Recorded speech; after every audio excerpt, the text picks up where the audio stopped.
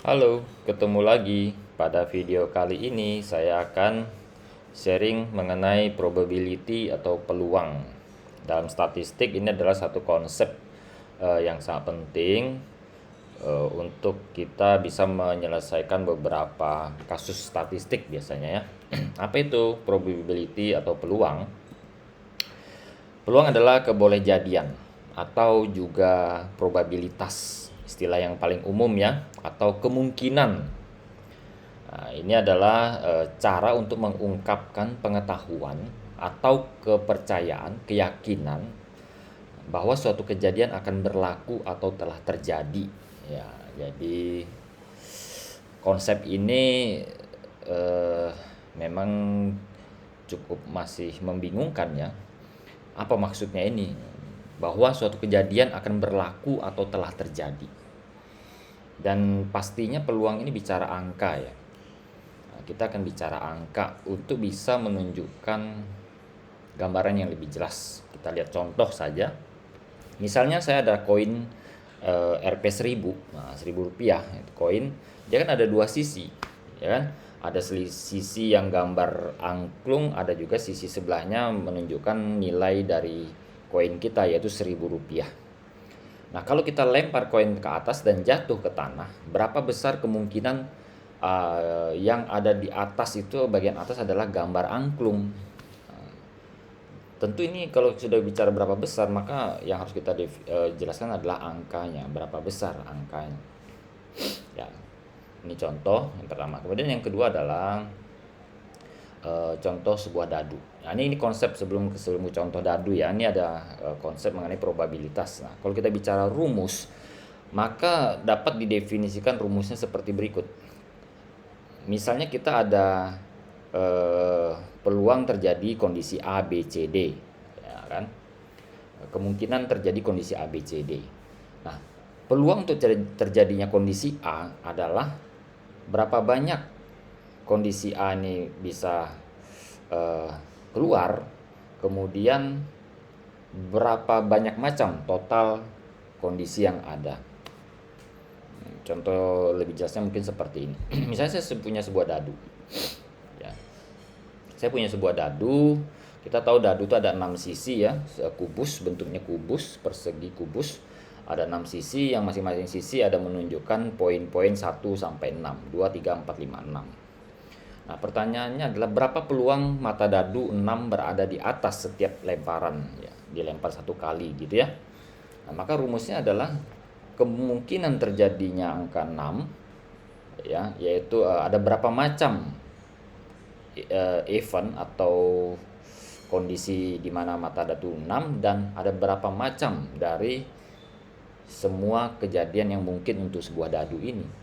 Ya, kita gambar paling gampang seperti ini. Nah, kita tahu jumlah mata dadu yang 6 ada satu saja dari 6 sisi ya. Kemudian jumlah sisi dadu ada 6. Maka kemungkinan muncul mata dadu 6 berada di atas adalah 1/6, yaitu sekitar 0,166 atau sekitar 16,666%. Jika kita hitung dari 1 gitu ya, 100% kemungkinan. Nah, kemudian kalau kita lempar lagi dadu sekali, berapa peluang untuk mata dadu genap berada di atas?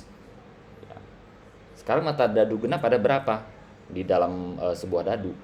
Ya, tepat sekali. Ada 3, yaitu angka 2, angka 4, dan angka 6. Maka kemungkinannya adalah seperti ini. Jumlah mata dadu genap ada 3, jumlah sisi dadu masih 6. Jadi kemungkinannya adalah 0,5 atau 50%. Nah, ini adalah contoh yang sangat sederhana untuk menghitung peluang. Kita lanjutkan. Kita bicara sampling sekarang, random sampling. Kalau kita bicara random berarti acak.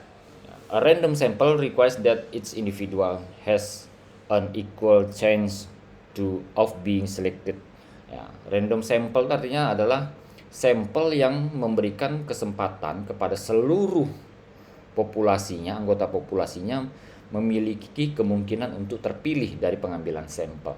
Nah, proses pengambilan seperti ini yang disebut dengan simple random sampling ya, di mana kita mengambil sampel secara acak dari seluruh anggota populasi sehingga dapatkanlah sampel yang random ya, simple random sample. Ya, ini adalah konsep dasar yang sering kita gunakan dalam penelitian, bahwa pengambilan sampel jika bisa menggunakan simple random sampling itu adalah paling mudah biasanya ya, paling cepat dilakukan. Tentu beberapa kriteria harus terpenuhi, di mana syarat pertama tadi adalah semua anggota populasi memiliki kemungkinan yang sama untuk bisa dipilih ya.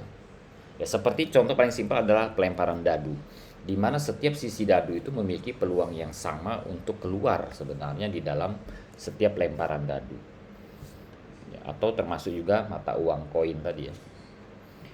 Oke.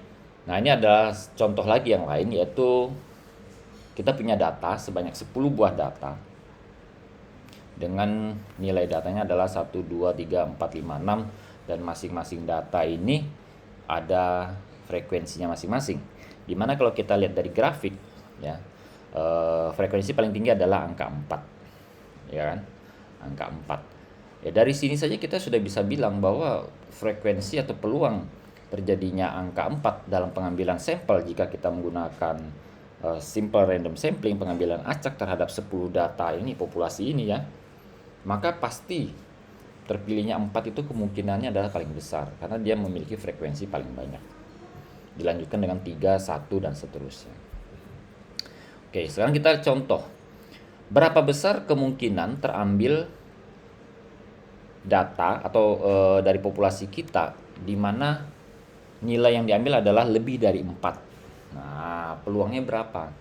Maka sama rumusnya, yaitu jumlah kemungkinan kejadian di atas 4, jumlah kejadian di atas 4 berarti ya, greater than 4, kejadian di atas 4, dan total data kita ya, berarti ada 2 ya, 2 per 10 sama dengan 0,2.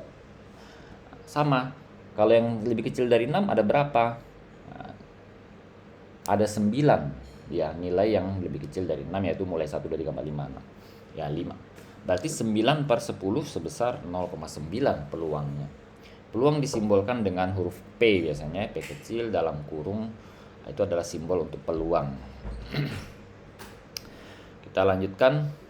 Nah, sekarang kita akan bicara kaitan distribusi Z dan peluang.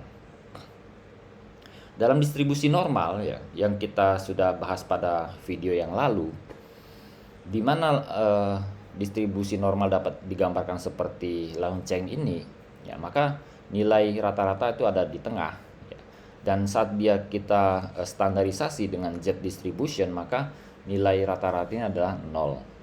Dan kita perlu tahu bahwa dalam distribusi normal, kalau kita kaitkan dengan peluang, maka luasan area di bawah distribusi normal inilah yang disebut dengan kemungkinan peluang 100%, atau total area ini adalah 1, bernilai 1.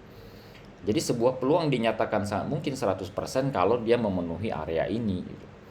Misalnya ini adalah rata-rata.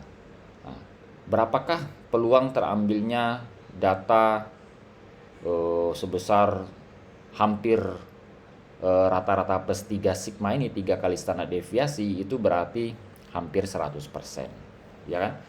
Karena ini distribusi normal dan ini tidak pernah menyentuh angka 0, maka di sini kita tidak bisa bilang 100%, tapi hampir 100%. Nanti kita lihat contohnya ya. Nah, kita akan lihat contoh. Jadi kalau kita perhatikan jumlah total ini sekitar berapa? Nah, kita bisa hitung nilai di data yang lebih dari 2 sigma ini, 2 standar deviasi ini sudah kecil, nilainya sekitar 2,28%. Oke. Kita lihat contoh lebih sederhana. Nah, kalian nanti akan menggunakan di dalam buku ya, ada appendix B yang bisa kita gunakan. Ini adalah tabel distribusi Z untuk melihat nilai proporsional di bawah area yang berarsir ini ya, untuk menghitung peluang. Saya akan berikan contoh saja. Misalnya pengelola jalan tol mencatat rata-rata kecepatan mobil adalah 58 km per jam dengan standar deviasi S sama dengan 10 ya.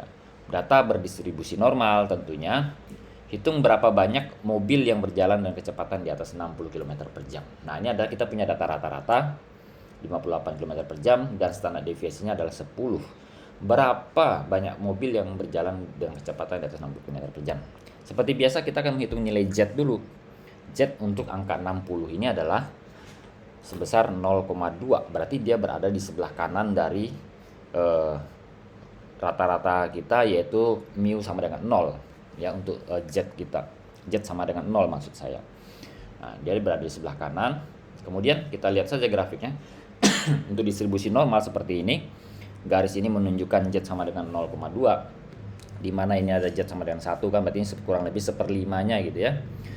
0,2, maka peluang mobil yang berada lebih dari 60 km per jam adalah yang ditunjukkan oleh grafik orange ini. Ya, grafik orange ini adalah jumlah peluang mobil berada di atas 60 km per jam.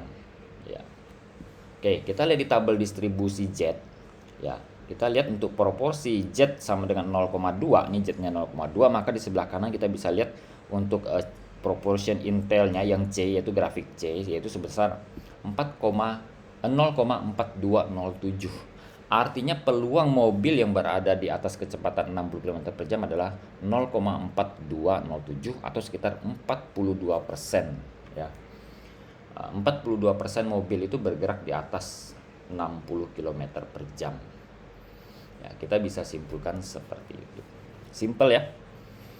Sangat mudah dan sangat asik. Peluang ini kita bisa lihat fungsinya sangat banyak nanti. Oke, ini ada beberapa contoh, silakan coba dikerjakan untuk semuanya. Semoga video ini bisa bermanfaat untuk kita semua. Terima kasih.